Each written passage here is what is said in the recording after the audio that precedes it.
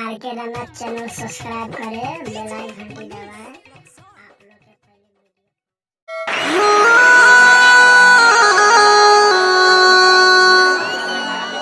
मन कर सिलावट पे लोढ़ा से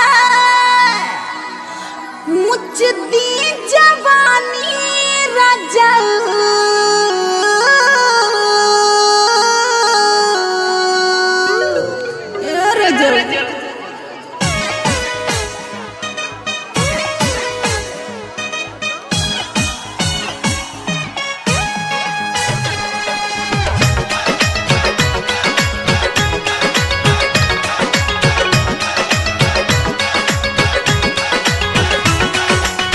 मन कर सिलावट पे लोढ़ा से ए सखी का बताई। मन कर सिलावट पे लोढ़ा से कुछ दी जवानी रजल कौना सावत संग काटा तोड़ चानी लगा के मच्छरदानी रजल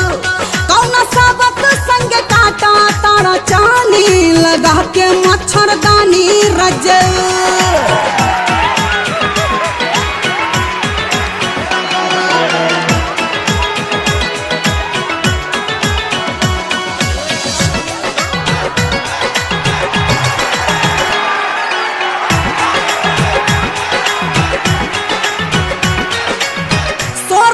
सिंगार हमर प्यार बिना तारा से रोजे भूलिया के कहाँ चली जाल घर से रोजे भूलिया के कहाँ चली जाल घर। सोरा हो सिंगार हमर प्यार बिना तारा से रोजे भूलिया के कहाँ चली जाल घर से नहीं के मिला खीरा पीरा से जिया नहीं के मिला खीरा पीरा से जिया पा रोजे सहतानी रजल कौना सावत संग काटा ताड़ा चानी लगा के मच्छरदानी रजल कौना सावत संग काटा ताड़ा चानी लगा के मच्छरदानी रजल।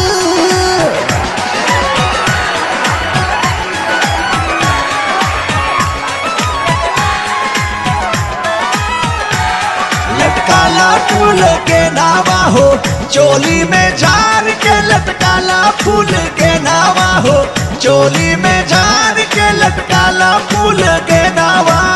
सूतला में काट जैसे लागता सेज हो